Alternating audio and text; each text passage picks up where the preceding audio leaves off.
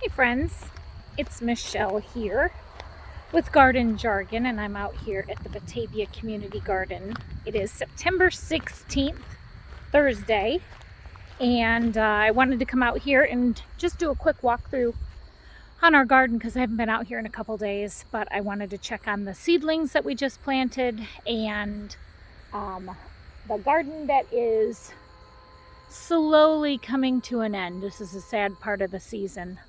Every time the season starts to come to an end, it's kind of sad. We didn't get this garden in the ground until June 22nd. So June 22nd is when this garden got in the ground, and so it was like a month behind all the other gardens that we planted, and it's coming to an end. We've encountered powdery mildew. We've encountered, drought conditions. We've encountered squash vine borers. We've encountered squash bugs. So there's been a lot of things happening in this garden, which is fine. It's something that we are all expecting every time we do plant a garden out here.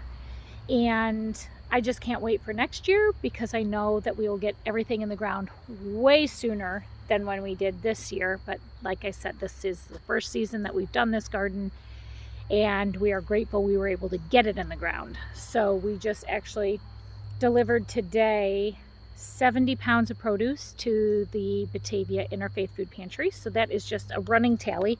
I should have had a grand total for you today, but I did not add it up. I have it written on my wall at home. But I'm just going to quickly go through this garden and see what we got going on. There might be some surprises that I see. Who knows? I don't even know what we got going on out here. I haven't been out here in a couple days. The volunteers that help us out here, I'm so grateful for them, because without them, this thing wouldn't be going on right now. So thank you to all of you that do help. Where should I start? Over here. Okay, I'm gonna flip the camera around. Again, it's September 16th, and holy sunflower. I think that's kind of big. That's a mammoth. This little baby. This probably was a mammoth, but she didn't get very big. These were transplants. I pulled them out of the sunflower garden that's way over there. I pulled these out of the ground over there when I was thinning them out and putting them over here, and they actually survived. I can't even believe it. Oh yeah, look at this guy. That's huge. The thing weighs probably 8 pounds. That's so awesome. But he's still going. The sunflower seeds you can see in there, nice and tight and white. So they're not ready yet. Sometimes people pull them out and they will actually roast them. Some people just use them to plant them next year. I get the seeds out of the big mammoths so I can harvest them and plant them next year so we can have a sunflower patch again. We have amended this bed and got that ready for some stuff that we can plant in there. Peppers are still going strong. Eggplant, they're looking pretty good for as late in the season as it is.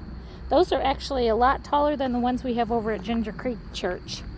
This is some more sunflowers in here. It's nice, the pollinators like that. That is where the green beans were. We're going to plant some peas down in there, and they're going to be able to grab hold of all these sticks. That looks really good, guys. Thank you for all your help on that. A little bit more sunflower patch over here. Our peppers are doing really well. I'm very surprised. A couple of them are getting some sun scald because it does get pretty dang hot out here. Might consider some shade cloth next year, just so in the later afternoon they get a little protection from that. This is our herb bed. This is all mint here, going to sage, and then basil. We let it go to flower just so that the pollinators can enjoy it. More peppers in these next two beds here. This is a pretty awesome pepper. Look how pretty those are. Peach and purple. My goodness, love it. I'm keeping these cucumbers here because I want to harvest the seeds out of these cucumbers here. We got these from, I think it was Burpee. Pickling Cucumbers from Burpee. Let's see. Yep, Burpee.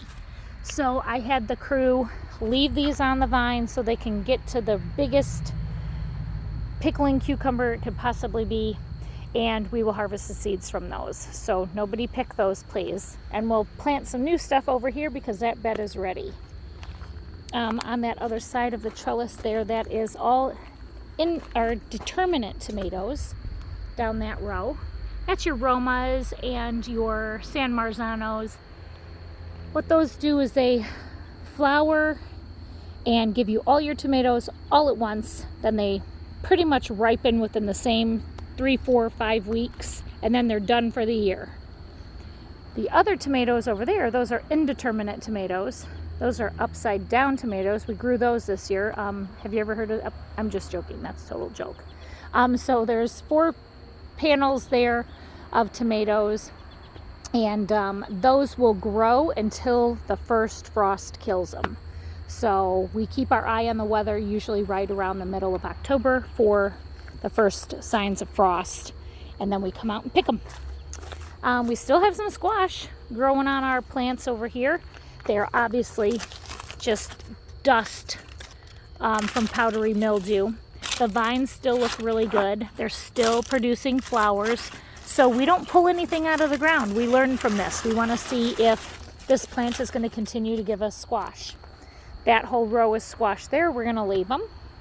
You can see some of these sunflowers are knocked over because, I don't know why they tip over. Maybe the birds got on them. Maybe squirrels are climbing up there.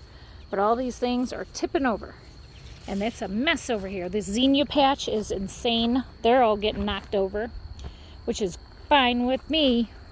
You can harvest your zinnia seeds out of these pods once they dry up. They have to be dry and crunchy on the plant in order for you to harvest the seeds so you can plant them next year. Sometimes I'll even put a tag, like on this pink zinnia. I'll put a tag on it to tell me that it's a pink poofy zinnia.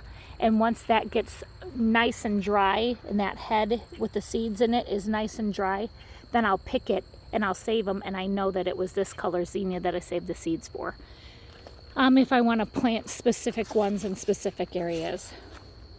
That, my friends, is either a squirrel or a chipmunk. Maybe a chipmunk. Damage, pulling the seeds out of here and sitting on top of the sunflower to eat it. My gosh, there's so many of them on the ground. This guy too, oh my gosh. These things. It's like a jungle. How do we get them up? Okay, we're just gonna have to pause for a second. Okay, I made it through. I just shoved all those sunflowers over there. Look how beautiful that zinnia is. I get wooed by the beauty in the garden. That is for sure. Look at those. This is such a deep color purple. I need to come out here. This is beautiful fuchsia color. It's not very pom-pommy, but it's super cute. That zinnia's not even all the way open yet, but he's getting there. That's our giant pumpkin over there. He's about knee-high. These are more squash over here. Obviously succumbing to powdery mildew, and still squash on there. See them? So we don't pull it out of the ground. We just let it go. Let it do what it's got to do. We've got a pumpkin. Didn't even realize we were growing a pumpkin over here. And that's our sunflower patch. And these two, look at, she's got them tied up. That's insane. Her sunflowers were the most photographed sunflowers, I swear, in Batavia this year. So Annie Hex, congrats and good job on your flower garden this year. These sunflowers are just dangling. Lots of damage. I'm sure somebody's eating them. Something's eating them, which is fine. That's why we do it half the time. That big old thing up there, that thing's 8 feet tall for sure, if not even 9. There's some potatoes in here. We'll pull those up at the end of the season because we got those in the ground late too. All these tomatoes are, I would say, average of 5 feet tall. We use these panels to give them support, you know, for storms and whatnot. Keep them up there as they grow. We have them about 2 feet off the ground so that we can get some nice support, because some storms do come through here in the Midwest, in the Chicagoland area. We don't get like normal, just like a rain shower. We either have complete drought or, holy crap, hang on, we got a tornado coming through. So this is all of the Batavia community garden space in all of these wooden beds that we've built. And then we have some more space that we planted some brassicas. Now, brassicas are things that are the vegetables that can grow in cold weather, and they actually do really well in the frost. So we have those over here. What's eating that?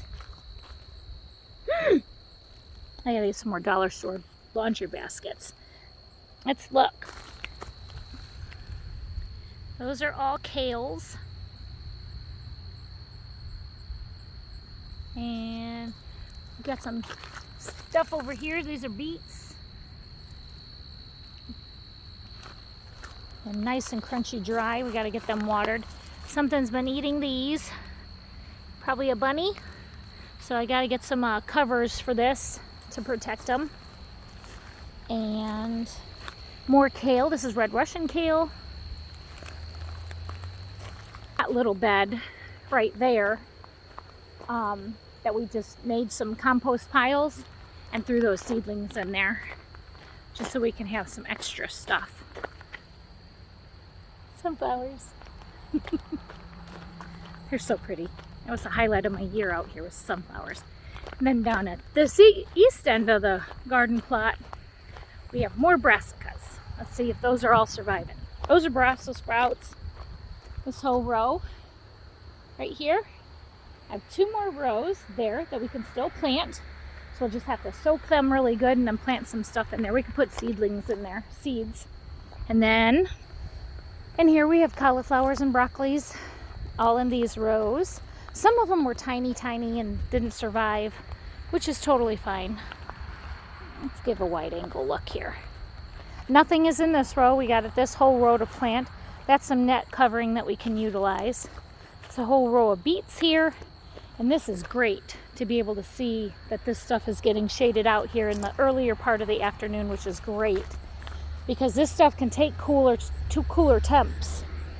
It actually does a lot better in cooler temps. So here in the shade, it's about 5 degrees cooler.